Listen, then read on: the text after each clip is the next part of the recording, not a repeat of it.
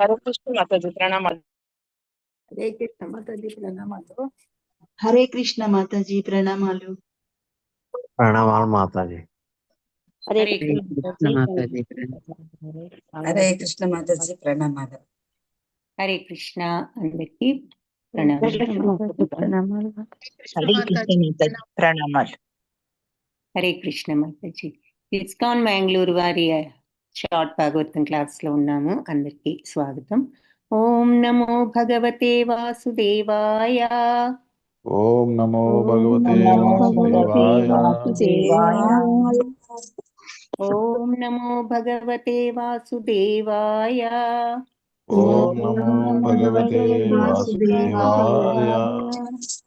ఓం నమో భగవతే వాసుదేవాయ. ఓం నమో భగవతే వాసుదేవాయ.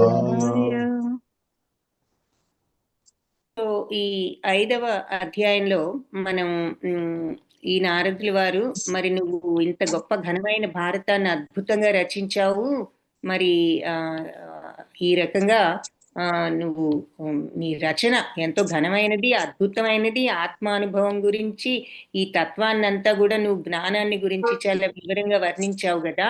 ఇంత చేసినా కూడా నువ్వు ఎందుకు ఇలా నిరాశగా ఉన్నావు అని ఏమీ ఎరగనట్లుగా మరి మళ్ళీ ఆయన్ని ప్రశ్నించడం జరిగింది. మరి వ్యాసదేవులు ఈ బ్రహ్మ సూత్రాలు, వేదాంత సూత్రాలు ఇవన్నీ రాశారు అంటే అవన్నీ జ్ఞాన మార్గాన్ని సూచిస్తున్నాయి.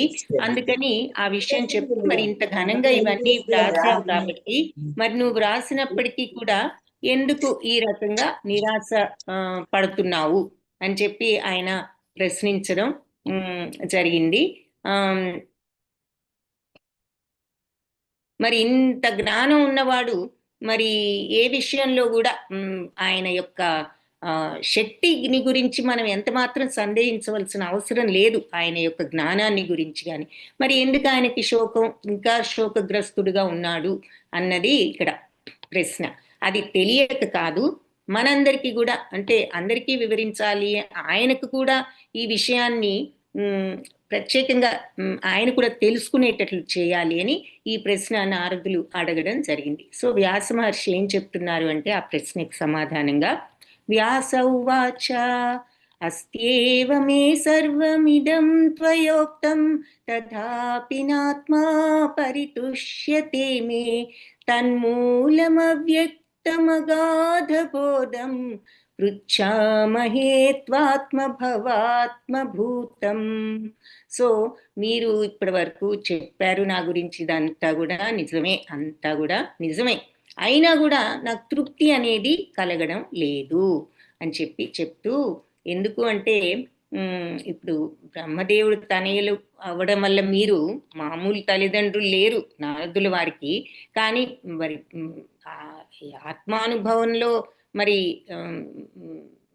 ఆత్మానుభవంలో నిష్ణాతుడైన బ్రహ్మదేవుడు తనయులు కాబట్టి మీరెంతో అపరిమిత జ్ఞాన సంపన్నులు కాబట్టే మిమ్మల్ని అడుగుతున్నాను, నా అసంతృప్తికి కారణం ఏమిటో మీరే చెప్పండి. ఎందుకు నువ్వు ఇంత అసంతృప్తిగా ఉన్నావు ఇవన్నీ రచించని ఆయన అడిగినప్పుడు వ్యాసదేవుడు సమాధానం ఏమిటి అంటే, మీరెంతో జ్ఞాన సంపన్నులు, అటువంటి బ్రహ్మదేవుడి తనయులుగా మీరున్నారు, మీకు ఎంతో జ్ఞానం ఉన్నది, మీరు చెప్పండి నా అసంతృప్తికి కారణం అని చెప్పి ఆయన ఈ శ్లోకంలో అడుగుతున్నారన్నమాట. అస్తి ఏవ, నిజంగా నా గురించి మరి మే అంటే నా గురించి సర్వమిదం త్వయోక్తం, మొత్తం అంతా కూడా మీరు చెప్పినది, తథాపి అంటే నిజమే, అంతా మీరు చెప్పినంత నా గురించి నిజమే, అయినా కూడా నా ఆత్మ పరితుష్యతే, ఆత్మకి పరితుష్యతే అంటే సంతృప్తి అనేది నా అంటున్నారనమాట. అంటే లేదు, నా ఆత్మకి ఇదంతా నేను చేసినప్పటికీ నా ఆత్మకి ఈ పరితుష్యత అంటే సంతృప్తి లేదు, మరి నాకు సంతృప్తి కలగడం లేదు. తన్మూలం ఆ కారణంగా అవ్యక్తం అంటే గుర్తించబడని అగాధ బోధం అంటే అపరిమిత జ్ఞాన సంపన్నుడు, పృచ్ఛామహే నువ్వు కాబట్టి, నువ్వు అపరిమిత జ్ఞాన సంపూర్ణుడవు కాబట్టి పృచ్ఛామి అడుగుతున్నాను, త్వాం మిమ్మల్ని అని చెప్పి ఆత్మభవ అంటే స్వయంగా జన్మించేవాడు, ఆత్మభూతం అంటే ఆత్మభవాన్ని ఇక్కడ బ్రహ్మదేవుడిని అంటున్నారనమాట. సో ఆత్మభవుడు నుండి స్వయంగా జన్మించిన మిమ్మల్ని అడుగుతున్నాను నా యొక్క అసంతృప్తికి కారణం. ఎందుకంటే మీరు ఆత్మభవుడి కుమారుడు కాబట్టి మీరు అపరిమిత జ్ఞాన సంపన్నులు కాబట్టి మీరు నా అసంతృప్తికి కారణం ఏమిటో చెప్పవలసింది అని చెప్పి ఆయన ఈ శ్లోకంలో అడగడం జరిగింది. సో మరి అందరూ కూడా భాష్యంలో ఏం చెప్తున్నారు అంటే మరి మరి మనందరం కూడా ఈ దేహమే ఆత్మ అనుకుంటూ ఉంటాం కదా, ఈ మాయలో ఉంది. సో ఈ జగత్తులో మరి ఇటువంటి జ్ఞానం దేహానికి కానీ మనస్సుకు కానీ సంబంధించింది అని అనుకుంటూ ఉంటాం. ఈ భౌతిక జగత్తులో ఉన్న వాళ్ళం ప్రతిదీ దేహంతోనూ మనస్సుతోనూ చూస్తాం, కానీ వీటికి అతీతంగా ఉన్న ఆత్మతో చూడడం అనేది ఈ మాయలో ఉన్నప్పుడు మరి సాధ్యపడడం లేదు. కాబట్టి నిజానికి దీనివల్లే మరి అన్ని నిరాశలకి మూల కారణం ఏమిటి అంటే మన దుఃఖాలకు, తాపాలకు, వీటన్నిటికీ మనం ఈ ఆత్మతత్వంలో కాకుండా ఈ భౌతికమైన శరీరంలోనూ మనస్సులోనూ ఉన్నాం కాబట్టి. సో ఇలా ఎంత భౌతిక జ్ఞానం ఉన్నా కూడా మనకి ఈ విషయాన్ని మాత్రం మనం అర్థం చేసుకోవడం లేదు. మరి ఎంత గొప్ప గొప్ప సైంటిస్టులు ఉన్నారు ఈ ప్రపంచంలో, ఎన్నో కనుగొన్న వాళ్ళు ఉన్నారు. మరి చంద్రమండలంలోకి వెళ్తున్నాం, మార్స్లోకి వెళ్తున్నాం అంటున్నారు, కానీ అసలైన మనలోనే ఉన్న ఈ అతి దివ్యమైనటువంటి ఈ ఆత్మతత్వాన్ని ఎంతమంది తెలుసుకుంటున్నారు అని చెప్పి ఇక్కడ భాష్యంలో చెప్తున్నారు. కాబట్టి నిరాశలన్నిటికీ మూల కారణం ఏమిటి అంటే ఈ భౌతిక తత్వంలో ఉండడం వల్లే. కాబట్టి దీనికి పరిష్కారాన్ని కూర్చడం కోసం నారద ముని లాంటి పవిత్ర ఆత్ముణ్ణి, అంత పవిత్రమైన వ్యక్తిని శరణుజొచ్చడం చాలా ఉత్తమము. అది తెలిసిన వారు కాబట్టే, జ్ఞాని కాబట్టే వ్యాస మహర్షి ఆయనను గురువుగా శరణు వేయటం జరిగింది. నువ్వు చెప్పు అని. ఎలా అయితే కృష్ణుడు భగవద్గీతలో అర్జునుడు కృష్ణుణ్ణి పృచ్ఛామి త్వాం ధర్మ సమ్మూఢ చేత అంటాడు కదా, ధర్మం ఏమిటో తెలియని అయోమయ స్థితిలో ఉన్నాను, నువ్వే చెప్పు, యశ్రేయస్య నిశ్చితం బ్రూహితం, ఏది శ్రేయస్కరమో నిశ్చయంగా నువ్వే చెప్పని. అలా ఇక్కడ ఆయన అడుగుతున్నారు, పృచ్ఛామహే ఆత్మభవాత్మభూతం, పృచ్ఛామి చెప్పు, త్వాం నువ్వు ఆత్మభవుడి యొక్క తనయుడవు కాబట్టి నువ్వు జ్ఞానివి, బ్రహ్మదేవుడి కుమారుడవు అని చెప్పి ఆయన అడిగారు. సవై భవాన్ వేద సమస్త గుహ్యాం ఉపాసితో యత్ పురుష పురాణ పరావరేషో మనసైవ విశ్వం సృజత్యవత్యత్తి గుణైరసంగః. ఇంకా ఏమంటున్నారు, మరి ఈ జగత్తు అంతటికి సృష్టికారకుడు, మరి ఆధ్యాత్మిక జగాన్ని పోషించేవాడు, త్రిగుణాలకు అతీతుడు అయిన ఆ భగవంతుడు పరమపురుషుడిని మీరు ఎంతో భక్తితో అర్చిస్తూ ఉంటారు కదా. ఆ కారణం చేత ఈ రహస్యమైన ప్రతి విషయం కూడా మీకు తెలియంది కాదు, ఎంతటి రహస్యమైన మీకు తెలిసిందే అవుతుంది. ఎందుకంటే మీరు మరి సృష్టి స్థితి లయకు కారణుడైన నిర్గుణుడైన ఆ భగవంతుణ్ణి మీరు ఎంతో భక్తితో అంటే పెద్ద శుద్ధ భక్తులు మీరు కాబట్టి, మీకు శుద్ధ భక్తులు కాబట్టి మీకు ఈ సృష్టిలో ఉన్న ప్రతి రహస్యము కూడా మీకు తెలియంది ఏదీ లేదు. కాబట్టి నా దుఃఖానికి కారణం ఏమిటో కూడా మీకు తప్పకుండా తెలిసే ఉంటుంది అని చెప్పి అన్నాడు. ఎందుకు? ముందేమో మీరు బ్రహ్మదేవుడు ఆత్మానుభూతిలో గొప్ప నిష్ణాతుడైన బ్రహ్మదేవుడు కుమారులు అని, అందుకని మీరు తగ్గవాళ్ళు నాకు చెప్పడానికి అన్నాడు. ఇక్కడ మీరు శుద్ధ భక్తులు కాబట్టి, భగవంతుణ్ణి ఇంత శుద్ధ భక్తితో మీరు సేవిస్తున్నారు కాబట్టి మీకు తెలియని రహస్యం ఏదీ లేదు.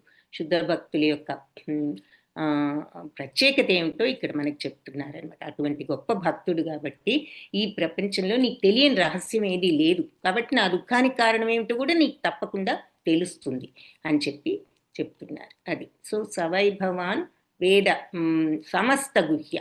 సో ఈ విధంగా భవాన్ మీరు వేద తెలిసిన వారు, ఏది సమస్త గుహ్య అన్ని గుహ్యాలు అన్ని రహస్యాలు, ఉపాసితో అంటే అర్చిస్తారు మీరు ఎవరిని, యత్పురుష పురాణ ఆ పురాణ పురుషుణ్ణి.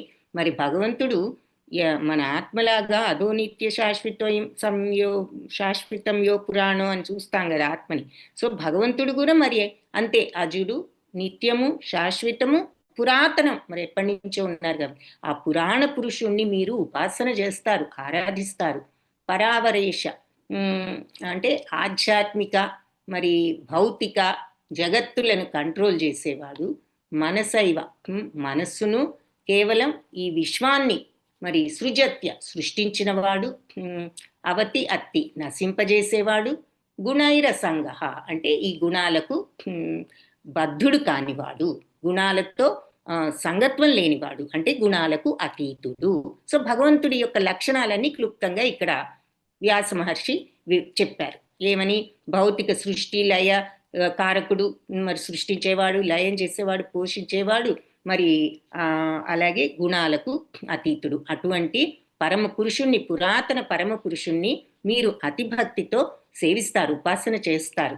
కాబట్టి ఆ కారణంతో మీకు సమస్త గుహ్యాలు, అన్ని రహస్యాలు మీరు ఎరుగుదురు. కాబట్టి నా యొక్క దుఃఖానికి కారణం ఏమిటో కూడా మీకు తప్పకుండా తెలిసే ఉంటుంది అని చెప్పి ఇక్కడ ఆయన అనడం జరిగింది. సో భగవంతుడి సేవలో మరి ఎవరైతే ఈ విధంగా నారద ముని ఎలా అయితే గొప్ప భక్తుడని వ్యాస మహర్షి అంటున్నారో, అలా భగవద్భక్తిలో 100% పాళ్ళు ఎవరైతే నియుక్తులై ఉంటారో వాళ్ళు జ్ఞానానికి చిహ్నం. సో జ్ఞానము అంటే మనం అదేదో కాంప్లికేటెడ్ వర్డ్ అనుకోక్కర్లేదు. జ్ఞానము అంటే శుద్ధ భక్తితో మరి ఉండగలటం, ఆ నిష్కల్మషమైన ప్రేమతత్వం, మరి భగవత్ తత్వం. అది ఏమిటి? జలసీస్కి, కోపాలకి, తాపాలకి, కల్మషాలకి, కోరికలకి, కామక్రోధ లోభమోహ మదమాత్సర్యాలన్నింటికీ కూడా అతీతమైన నిర్మల తత్వం, మలినం లేని తత్వం, అందరి పట్ల సమత్వం, అందరి పట్ల మరి ఆ ప్రేమతత్వం, ఆ భగవంతుడి యొక్క తత్వం, ఆ మాయకు లొంగనటువంటి తత్వం, ఈ సత్వగుణ రజస్తమో గుణాలకు మరి అతీతమైన తత్వం. సత్వగుణంలో కూడా నేను మంచివాణ్ణి అనేటటువంటి ఒక అహంకారం ఉంటుంది అని చెప్పుకున్నాం. అది మనల్ని బద్ధుల్ని చేస్తుంది. మంచి పనులు చేస్తున్నా కూడా మనకి పుణ్యలోక ప్రాప్తి వచ్చినా మళ్ళీ భూలోకానికి వస్తాం. పూర్తి మోక్షం ఇంకా ఆ ఫీలింగ్ ఉన్నంత వరకు రాదు. ఎప్పుడైతే అది కూడా దాటి శుద్ధ సత్వంలోకి వెళ్తామో, సహజంగా మంచితనంతో ఉంటామో, నేను చేస్తున్నాను అనే ఆ భావాన్ని లేకుండా ఇది నా బాధ్యత మనిషిగా, మరి నేను చేయవలసిన డ్యూటీ నేను చేస్తున్నాను అని ఆ అహం అనేది ఎంత మాత్రం లేకుండా ఉన్నప్పుడు ఆ శుద్ధ సత్వంలోకి వెళ్తాం. సో అంటే భగవంతుడు మరి ఆయన ఎంతటి నిర్మల మనస్తత్వం ఉన్నవారు. ఆయన ఏ బెనిఫిట్ కోసం చేయడం లేదు, ఎవరో పొగుడతారని చేయడం లేదు, తన బాధ్యతను తను నిర్వర్తిస్తున్నారు సృష్టి స్థితి లయలను. అలా మనం ఆయన చూసి ఎగ్జాంపుల్గా నేర్చుకుని మనం కూడా కొంతన్న ఆ తత్వాన్ని అలవర్చుకున్నప్పుడు మనం కూడా మరి భగవద్ధామాన్ని చేరుకోగలుగుతాం. ఎందుకంటే మరి ఒకే రకమైన తత్వం ఉన్నప్పుడే మరి కలవగలుగుతాం. ఆ ఐక్యత అంటే ఆ భగవంతుడి యొక్క ధామానికి వెళ్ళాలి అంటే కొంతన్నా మనకి ఆ భగవంతుడి యొక్క ఆ నిష్కల్మష ప్రేమతత్వం ఏమిటో మనం అలవర్చుకున్నప్పుడు మరి మనకు అర్హత వస్తుంది.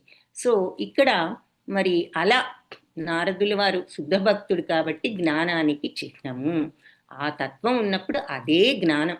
అందుకే జ్ఞానం అంటే ఏమిటి అని క్షేత్రజ్ఞ యోగంలో వివరిస్తున్నప్పుడు శ్రీకృష్ణుడి మొట్టమొదటి పదం ఏమిటి? వినయం విధేయతతో మొదలు పెడతారు. సో అహంకారానికి ఆపోజిట్ అదే జ్ఞానం. అహంకారం ఉన్నంత వరకు మనం కోపతాపాలు ఉంటే ఇంకా అధమ స్థితిలో ఉన్నట్లు, అహంకారం ఉన్నప్పుడు మంచి చేస్తున్నా కూడా నేను చేస్తున్నాను, నేను చాలా మంచివాడిని, నేను గొప్పవాడిని అనే గర్వంతో ఉన్నప్పుడు ఇంకా మనం చేసినటువంటి ఉపయోగం కూడా లేదు. కాబట్టి ఆ అహంకారానికి ఆపోజిట్గా ఉన్నప్పుడే జ్ఞానానికి మొదటి మెట్టు. సో వినయం విధేయతలతో ఆ జ్ఞానం అనేది మొదలవుతుంది. మనం 13th చాప్టర్లో చూసిన. సో అందుకని శుద్ధ భక్తులకు అటువంటి వినయ విధేయతలతో వాళ్ళు ఇంకా ఆ శుద్ధ తత్వంతో ఉంటారు కాబట్టి వాళ్ళు అదే జ్ఞానానికి చిహ్నము. భక్తి సేవలో మరి అలా పూర్ణులైన వాళ్ళు మరి భగవంతుడి యోగ్యతలను అన్నింటినీ గుణరీతిలో కలిగి ఉంటారు. ఇది ఇంపార్టెంట్ పాయింట్. సో భగవంతుడి ఎంత నిష్కల్మష తత్వమో దాంట్లో మరి కొంతన్నా మనం నేర్చుకోవాలి, కొంతన్నా అలవర్చుకోవాలి. అప్పుడే మనం భగవద్ధామానికి, భగవతత్వాన్ని తెలుసుకున్న వాళ్ళం అవుతాం. తద్వారా భగవంతుడిని చేరగల వాళ్ళము అవుతాం. సో భగవానుని యోగ్యతలను అన్నింటినీ గుణరీతిలో కలిగి ఉంటారట అటువంటి భక్తులు. సో అంతటి గొప్ప మనస్తత్వాన్ని వాళ్ళు అలవర్చుకోగలిగారు. అందుకనే వాళ్ళు శుద్ధ భక్తులు. కాబట్టి దైవ సంపత్తిలో అష్టసిద్ధులు అనేవి చిన్న అంశం మాత్రమే. ఇలాంటి శుద్ధ భక్తులకు చేయలేనిదేది లేదు. అందుకని అది ఉన్నది మళ్ళీ నేను చేయగలుగుతున్నాననే అహంకారం వస్తే మళ్ళీ అక్కడి నుంచి దిగుతాం. కాబట్టి ఇలాంటి అహంకారం లేకుండా ఆ శుద్ధతత్వంతో ఉన్న వాళ్ళు మరి వాళ్ళ యోగ్యతలు దైవీ సంపత్తిలో మళ్ళీ అష్టసిద్ధులు ఇవన్నీ చాలా చిన్న అంశం. కాబట్టి నారదులు లాంటి భక్తులు ఆధ్యాత్మిక పూర్వత్వం ఉంది కాబట్టి వాళ్ళు ఎన్నో అత్యద్భుతాలను చేయగలరు. అందుకే ఆయన త్రిలోక సంచారి. మరి ఆయన గాలి కూడా దూరం చోట కూడా నారదుల వారు వెళ్ళగలరని చూస్తాం కదా మనం ముందు. సో అవన్నీ కూడా ఆయన శుద్ధతత్వం వల్ల, ఆయన భక్తి తత్వం వల్ల ఆయనకి సంక్రమించినటువంటి శక్తి. సో వాస్తవానికి ప్రతి ఒక్కరూ కూడా ఇలాంటి శక్తి సామర్థ్యాల కోసం ఎంతో ప్రయత్నిస్తూ ఉంటారు. యోగాస్ ద్వారా కానీ ఇంకేదన్నా కానీ కొంతమంది ప్రయత్నిస్తారు. కానీ ఈ విధంగా నారదముని భగవంతుడితో సమానం అని అనుకోకపోయినా 100కి 100 పాళ్ళు ఆయన పూర్ణుడు. ఎందుకు అంటే మరి ఆ తత్వం ఉన్నప్పుడు కొన్ని అయినా వాళ్ళకి ఇటువంటి శక్తులు ఉంటూ ఉంటాయి అని చెప్పి. ఎవరికి ఉంటాయంటే ఈ పూర్ణత్వంతో ఇంత నిష్కల్మషంగా ఉండగలిగిన భక్తుడికి. అది. సో ఇంతకీ ఈ శ్లోకంలో చెప్పింది ఏమిటంటే, నువ్వు ఇలా ఈ భగవంతుణ్ణి, సృష్టి స్థితి లయకారకుడైన భగవంతుణ్ణి, ఆధ్యాత్మిక జగాన్ని పోషించే భగవంతుణ్ణి, త్రిగుణాలకు అతీతుడైన భగవంతుణ్ణి, నువ్వు అటువంటి పరమ పురుషుణ్ణి నువ్వు ఆరాధిస్తావు కాబట్టి నీకు అన్ని రహస్యాలు తెలుసు, సమస్త గుహ్యాలు నీకెరుక.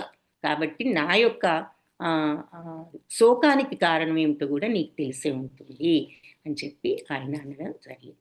సో ఇంతటితో ఇక్కడ ఈరోజు క్లాస్ ఆపుదాం. రేపు 7th శ్లోక చూద్దాం. వాంఛాకల్పతరుభ్యశ్చ కృపా సింధుభ్య ఏవ చ పతితానాం పావనేభ్యో వైష్ణవేభ్యో నమో నమః. హరే కృష్ణ. అందరికీ ధన్యవాదాలు. హరే కృష్ణ మాతాజీ. మాతాజీ ధన్యవాదాలు. మాతాజీ. ధన్యవాదాలు. ధన్యవాదాలు. ప్రణామాలు మాతాజీ. కృష్ణ మాతాజీ.